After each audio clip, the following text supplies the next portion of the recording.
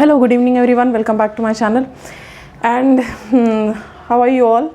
I hope that everybody all are fine. And now we will start the chapter.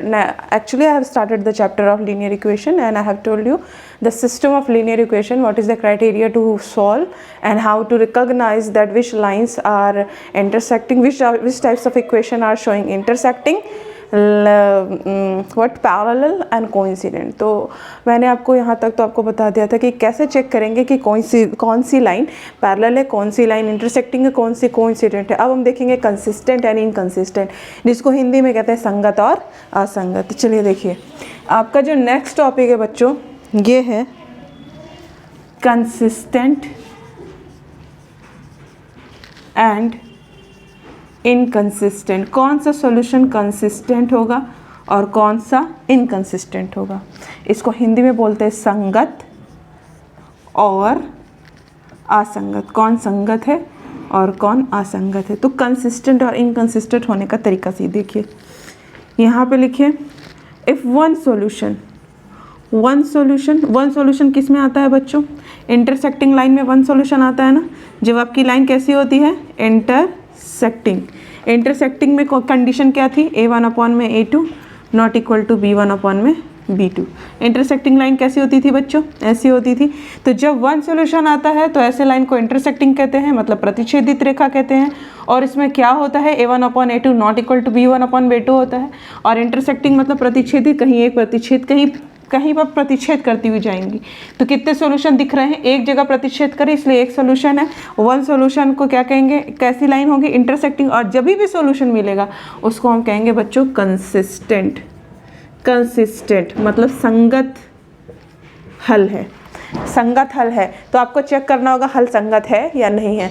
तो हम condition देखेंगे कि कौन सी क्राइटेरिया को फिलफिल कर रहा है। ठीक है, a1/a2 not equal to b1/b2, that means कि लाइंस आर इंटरसेक्टिंग। और इंटरसेक्टिंग है बच्चों तो कितनी जगह कट करेगा, एक जगह और एक जगह कट करेगा। तो कितने सॉल्यूशन, एक हल, अद्वितीय हल, वन सॉल्यूशन। और वन सॉल्यूशन आ गया, इसका एक भी सॉल्यूशन अगर मिल गया हमें, चाहे एक मिल जाए चाहे इन्फानाइट मिल जाए, अगर एक भी सॉल्यूशन आपको मिल गया, कोई एक दो लाइन कहीं एक जगह भी टच कर गई तो उसमें सॉल्यूशन एग्जिस्ट करेगा। और सॉल्यूशन एग्जिस्ट करेगा दैट मीन्स कि वो कैसी लाइन होंगी, कंसिस्टेंट होंगी। दैट मीन्स कि वो सॉल्यूशन कैसा होगा, संगत होगा, कंसिस्टेंट होगा। नेक्स्ट कंडीशन होता है जब आपका आता है इनफाइनाइट सॉल्यूशन। क्या आता है बच्चों, इनफाइनाइट सॉल्यूशन। तो इनफाइनाइट सॉल्यूशन की कंडीशन क्या हम लोग पढ़ी थी, a1/a2 बराबर b1/b2 बराबर c1/c2। और इनफाइनाइट सॉल्यूशन में क्या होता है बच्चों, एक के ऊपर दूसरी लाइन टच कर जाती। मैंने बताया था हर पॉइंट एक दूसरे से क्या होते हैं, कोइंसाइड कर जाते हैं। तो कितना टच कर रही है, इनफाइनाइट तक। ठीक है, तो ऐसी लाइन को हम क्या कहते हैं बच्चों, कोइंसिडेंट लाइन। और जब आपको कितने सॉल्यूशन मिल गए, इनफाइनाइट सॉल्यूशन मतलब हर जगह टच करते हुए आगे बढ़ रही है।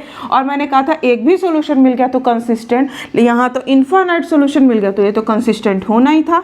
ठीक है, तो ये कंसिस्टेंट सॉल्यूशन है, मतलब संगत है। अब एक लास्ट कंडीशन बची है आपकी, क्या, जब आता है नो सॉल्यूशन बच्चों, या क्या आता है आपका zero solution. No solution, zero solution की कंडीशन क्या थी, a1/a2 बराबर b1/b2 but not equal to c1/c2। तो ये कैसी लाइन थी बच्चों, पैरेलल, या तो ऐसे जाएंगी या तो ऐसे, कभी एक दूसरे को टच नहीं करेंगे। मैंने बताया था जब कभी एक दूसरे को टच ही नहीं कर रही, कभी एक दूसरे से मीट ही नहीं, इनका कोई मीटिंग पॉइंट है ही नहीं, इसका मतलब कभी एक दूसरे से मिले ही नहीं। जब मिले ही नहीं तो कोई सोल्यूशन बना नहीं। दैट मीन्स क्या सोल्यूशन, जीरो सोल्यूशन। और जीरो सोल्यूशन है इसका मतलब सोल्यूशन नहीं है, मतलब सोल्यूशन एग्जिस्ट नहीं करता, मतलब ये सोल्यूशन कैसा हो गया, इनकंसिस्टेंट।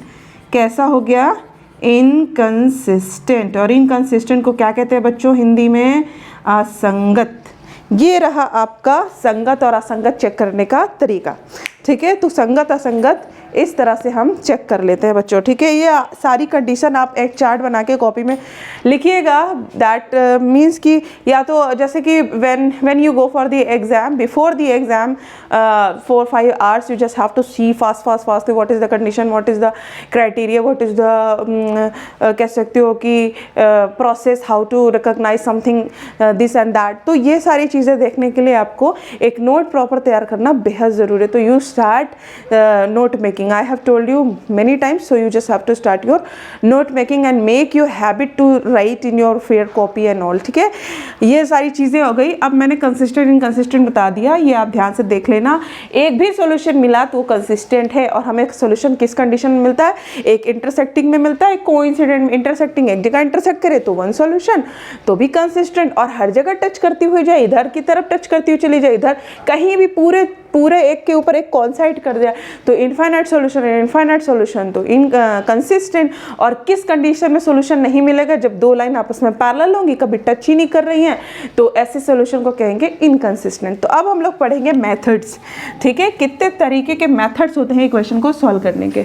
ठीक है, तो ऐसे तो आपके मेथड्स 4 होते हैं, लेकिन आपका जो, ठीक है, 4 नहीं, अभी तो सॉरी 3 मेथड्स होते हैं for solving the linear equation, but 1 method is deleted in your syllabus. ठीक है, तो आप देखिए यहाँ पे ध्यान से, हम लीनियर इक्वेशन को सॉल्व करने के कितने मेथड जानते हैं. ठीक है, यहाँ देखिए, लीनियर सिस्टम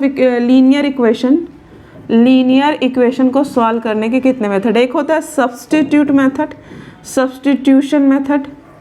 एक होता है आपका एलिमिनेशन मेथड, एलिमिनेशन. और एक होता है आपका क्रॉस मल्टीप्लिकेशन.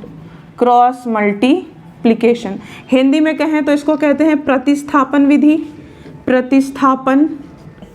विधि. हिंदी इंग्लिश दोनों में पढ़ा रहे तो इसलिए आपको प्रॉब्लम नहीं होनी चाहिए. एलिमिनेशन मतलब विलोपन विधि, और इसका मतलब वज्र गुणनखंड विधि. तो ये वाला आपके सिलेबस में नहीं है, क्रॉस है. तो जो क्रॉस है बच्चों, वो फिलहाल हम अभी इस पर डिस्कस बताएंगे. वज्र गुणनखंड भी बताएंगे. जो टॉपिक आपके सिलेबस में नहीं है उसको भी डिस्कस करेंगे, क्योंकि आज नहीं तो कल वो आपको काम देगा ही. वज्र गुणनखंड मेथड बहुत ज़रूरी होता है, बट 10th की क्लास में नहीं है, इसलिए 10th से हटकर जब उसको मुझे लगेगा जिस जगह बताना सही वो हम वहाँ बताएंगे. ठीक है, ताकि आप कन्फ्यूज़ ना हो. सब्स्टिट्यूशन आपके एग्जाम में आएगा, एलिमिनेशन आएगा, बस क्रॉस मल्टीप्लिकेशन नहीं आएगा. अब सब्स्टिट्यूट मतलब आप समझते हो. सब्स्टिट्यूट मतलब क्या होता है? किसी का सब्स्टिट्यूट. जैसे आपने कभी सुना होगा कि यार मेरा सब्स्टिट्यूट ये है, मतलब मेरी जगह इसको रिप्लेस कर सकते हो. एक की जगह जब दूसरे को रिप्लेस करके कोई काम बन सकता है तो उसको हम सब्स्टिट्यूट कहते हैं. कभी कहते नहीं है, कभी कोई घर में आपको काम करने का मन नहीं होता, आप सिस्टर से, आप अपने छोटे भाई बहन से बोलते हैं ना, यार मेरा ये काम कर दो बच्चे, ये मेरा ये काम कर दो, या प्लीज़ मेरा ये काम कर दो. तो आप अपना काम किसी और से करा रहे हैं. तो जब आपका काम कोई और करे तो वो सब्स्टिट्यूट है आपका. ठीक है, सब्स्टिट्यूट मतलब होता है एक की जगह दूसरे को रिप्लेस कर दिया जाए और हमारा काम हो जाए, तब भी हमारा काम हो जाए. तो ऐसे हम कहेंगे, ऐसे मेथड को कहते हैं सब्स्टिट्यूट मेथड. तो कैसे लगाएंगे जरा देखिए. मान लीजिए लेते हैं, सपोज मैंने एक इक्वेशन ले लिया, थोड़ी सी इजी इक्वेशन लेते हैं. x + y = 3 ले लिया, और मैंने 2x + y = 6 ले लिया. अब मैंने कहा इस इक्वेशन से x एंड y निकालिए. ठीक है, तो सबसे पहले बच्चों ये भी देखना पड़ेगा ना कि ये सोल्यूशन, इसके सोल्यूशन है या नहीं है. पहले तो ये चेक करना पड़ेगा ना कि इस इक्वेशन का सोल्यूशन है. अगर मान लीजिए इनफाइनाइट पैरेलल लाइन आ गई तब तो सोल्यूशन होगा ही नहीं. सोल्यूशन कब होगा? या तो इंटरसेक्टिंग हो और या तो कोइंसिडेंट हो. तो पहले तो चेक करेंगे ना कि ये सोल्यूशन एग्जिस्ट करता भी है कि बस निकालने बैठ जाएंगे. First of all we have to check कि if the equation is there and it is having any solution और infinite solution. If it is having, then we are going to find na. But if it is not having, how can we find? Okay, so we just have to see that its solution is existing or not. तो अब कैसे हम check करते हैं कि solution exist करता है या नहीं? हमने पिछली वीडियो में पढ़ रखा है. तो सबसे पहले यहाँ से देखेंगे x + y = -3 = 0 कर दीजिए. 3 को भी इधर ले आइए. तो यहाँ पे क्या होगा? a1x b1y + c1 = 0. तो बच्चे a1 की वैल्यू क्या है? x के आगे कुछ नहीं तो क्या लेते हैं? 1. b1 के आगे क्या है? 1. और c1 के आगे क्या है? -3. ये तो आपकी पहली कंडीशन आ गई. अब दूसरा इक्वेशन लिखिए. 2x + y - 6 = 0. अब a2x + b2y + c2 = 0. अब देखिए a2 की जगह कौन है बच्चों? 2. b2 की जगह क्या? 1. c2 की जगह -6. अब कंडीशन पुट करते हैं. a1/a2, b1/b2, c1/c2. चलिए वैल्यू रखिए. a1 की वैल्यू 1, a2 की वैल्यू 2, b1 की वैल्यू 1, B2 की वैल्यू 1। देखिए पहला ही रेशियो इक्वल नहीं आया, और अगर पहला रेशियो इक्वल नहीं आता बच्चों तो ये कौन सी कंडीशन होती है, अभी अभी हमने पढ़ा कौन सी कंडीशन होती है, इंटरसेक्टिंग, प्रतिच्छेदित रेखा। प्रतिच्छेदित रेखा में कितने solution, one solution. One solution मतलब अद्वितीय हल, और अद्वितीय हल है मतलब एक हल आ रहा है, तो इसका मतलब हम इक्वेशन को सॉल्व करके एक हल निकालेंगे, क्योंकि एक हल आ रहा है तो एक हल सॉल्व करेंगे। अब कोई इनफाइनाइट सॉल्यूशन आ रहा है तो इनफाइनाइट थोड़ी ना बना निकालेंगे, लेकिन सॉल्यूशन तो उसका एक दो निकाल ही सकते हैं, एक दो सॉल्यूशन आएगा, ठीक है। तो यहाँ पे हम क्या करेंगे, सॉल्यूशन अब निकालेंगे, क्योंकि हमारी लाइन कैसी है, इंटरसेक्टिंग है, और इंटरसेक्टिंग है तो एक जगह इंटरसेक्ट कर रही है, इसका मतलब एक सॉल्यूशन एग्जिस्ट करती है, तो एक सॉल्यूशन उसको फाइंड करेंगे। कौन से मेथड से, सब्स्टिट्यूशन मेथड से। तो हमें पहले ये चेक करना है कि सॉल्यूशन है या नहीं, तो सॉल्यूशन तो है, कितने सॉल्यूशन है, वन सॉल्यूशन। अब उस वन सॉल्यूशन के निकालेंगे कैसे, चलिए देखिए सब्स्टिट्यूशन मेथड कैसे अप्लाई करेंगे, ठीक है।